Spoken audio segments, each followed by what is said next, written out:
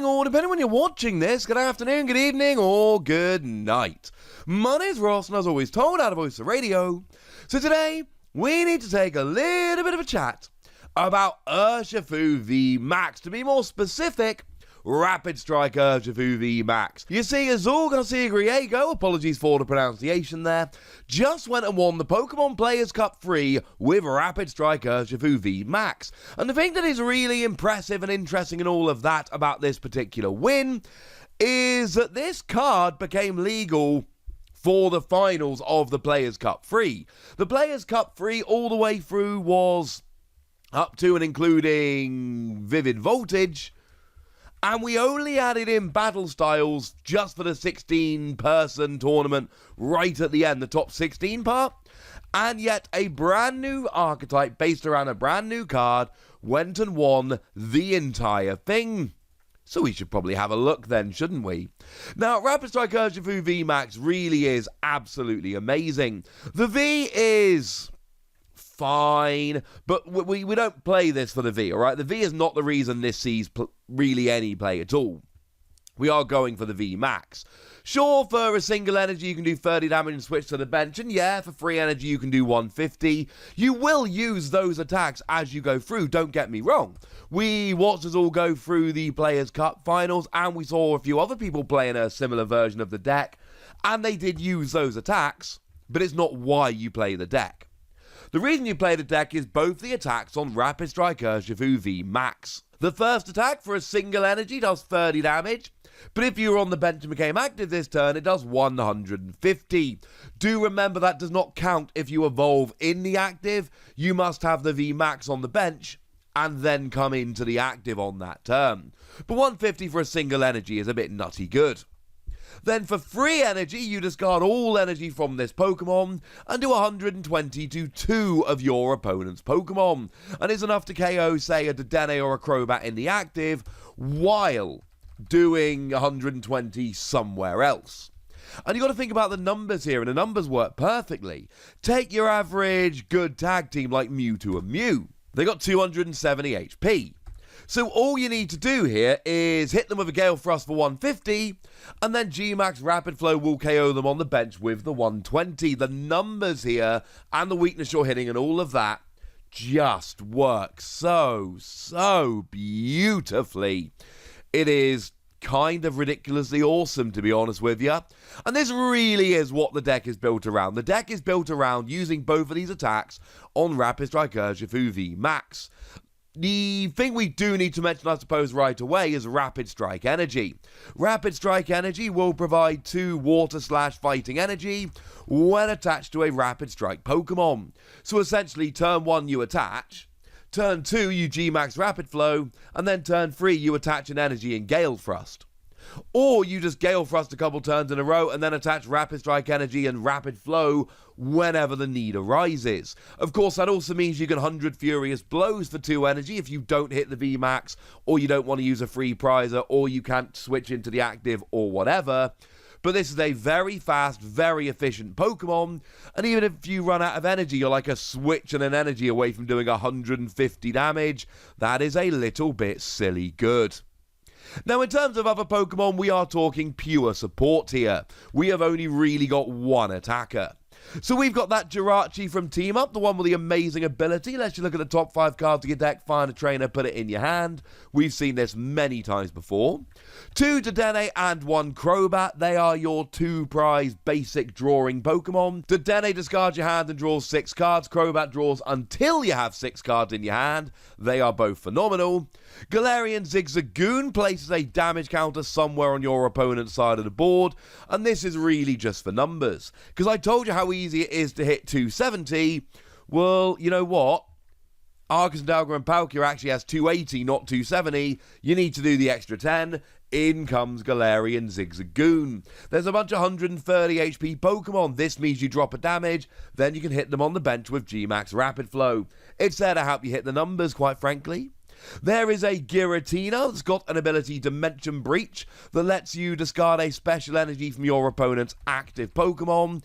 And we're in a situation at the moment where there is a lot of special energy around, so this becomes pretty important.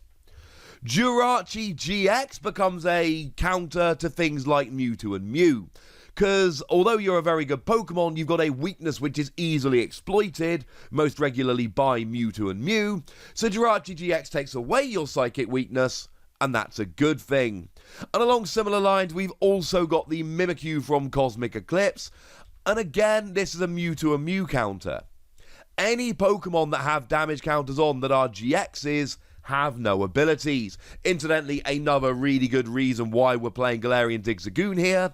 If a Mewtwo and Mew comes into play, you drop Galarian Zigzagoon, Headbutt Tantrum to place 1 damage counter, bench Mimikyu, and then Mewtwo and Mew has no ability, and that's kind of the whole point of Mewtwo and Mew. Yes, there are 2 Mewtwo and Mew counters. It's pretty important given that that's a terrible matchup for your deck if you don't play the counters.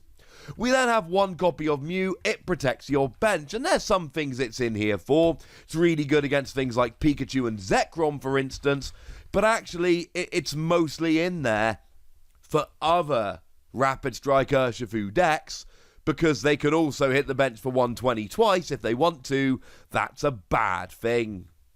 In terms of energy, I've already mentioned Rapid Strike energy. It's pretty gosh darned important.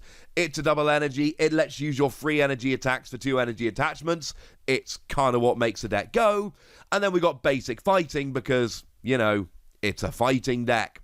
Although while we head on into trainers, Martial Arts Dojo does an extra 10 damage if you've got a basic fighting energy attached, an extra 40 if you're behind on prizes. Clearly, this is a very, very good thing, and it's another reason why basic fighting is so good here.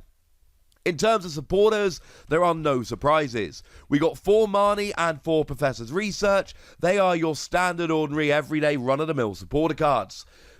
You've got Professor's Research, discard your hand and draw 7. That's fast, that's aggressive. Marnie makes both players shuffle their hands and put them on the bottom of their deck. You get 5 cards, your opponent gets 4, assuming you played it. So it's a shuffle draw with a bit of disruption, everybody plays it. And then 3 Boss's Orders, because you need to be able to bring Pokemon from the bench into the active, to KO them, to strand them, whatever. This works pretty nicely.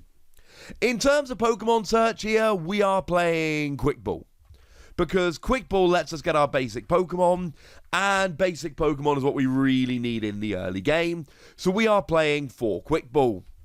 And then we're playing 3 Pokemon Communication. Early game, we'd rather have the Quick Ball grab our basics, but Communication swaps a Pokemon in your hand to a Pokemon in your deck.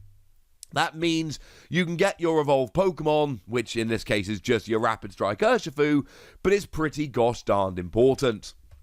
We play 4 copies of Scoop Up Net, and Scoop Up Net is a given in a deck like this, because you've got Jirachi, who goes to sleep with its ability, so needs to get in and out of the active regularly.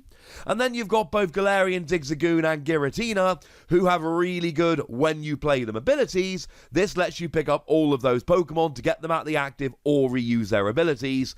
It's pretty important. Similarly, 4 Switch is huge here, partly for the aforementioned Jirachi, but also Rapid Strike Urshifu does 150 for a single energy if it became active this turn. So you're gonna need some switching in and out to make sure you can do the extra damage. We got 1 copy of Air Balloon to give free, it reduces your retreat cost by 2, but in this deck it basically gives everything relevant free retreat. That is a very good thing. We've then got Escape Rope, just in case the other switching we've got wasn't enough. You do need to be careful with Escape Rope because it forces your opponent to switch, and sometimes if the only thing you want to KO is in the active, that is a very bad thing. We got 1 copy of Great Catcher. It is gusting on an item card, but it's good against stuff like Dedenne, Mewtwo and Mew, etc. Any GXs, this is great for gusting, so we love it. Karate Belt, if you're behind on prizes, reduces your attack cost of fighting Pokemon by 1 fighting energy. In fact, not even fighting Pokemon, any Pokemon. And this is huge here, because it means if you're behind on prizes, you can go Karate Belt, Rapid Strike energy, and you can actually G-Max Rapid Flow with a single energy attachment, potentially doing this 2, 3, maybe even 4 turns in a row. That is kind of ridiculous. and then 1 copy of Reset Stamp that we see in basically every deck. It makes your opponent shuffle the hand into their deck and draw a new hand equal to their remaining prizes. If it's late in the game and your opponent is close to winning, this is pretty gosh darned awesome. Congratulations to us all for winning the Players' Cup. It is a phenomenal achievement. If you bear in mind all of the qualifying with the 50 tournament keys, going through the top 256 in your region, and then being one of the top 4 in your region, and then going into a top 16 with a top 4 from each of the 4 regions in a brand new format with a brand new set just legal, and then coming out on top, it is a ridiculous achievement. And to be able to do it right now with a brand new deck which is only just released is just another layer of awesome on top. But now I want to hear from you guys, ladies and gentlemen. I want to know if you think this is legit. I want to know if you really think this is here to stay, whether it is a flash in the pan or whether it's going to be one of the best decks moving forward for a long time. Let me know in the comment section. Go nuts. Be nice. And then make sure you like this video, subscribe to this channel, follow me on Twitter at TheWassy, and Twitch for some live action at twitch.tv/PTCG Radio. If you want to support the channel, get some bonus podcasts and all that good stuff, head on over to patreon.com/PTCG Radio, where you can do exactly that. But by far the most important thing as always, look after yourselves till next time, would ya? Thank you very much for watching. My name's Ross, and you've been watching PTCG Radio.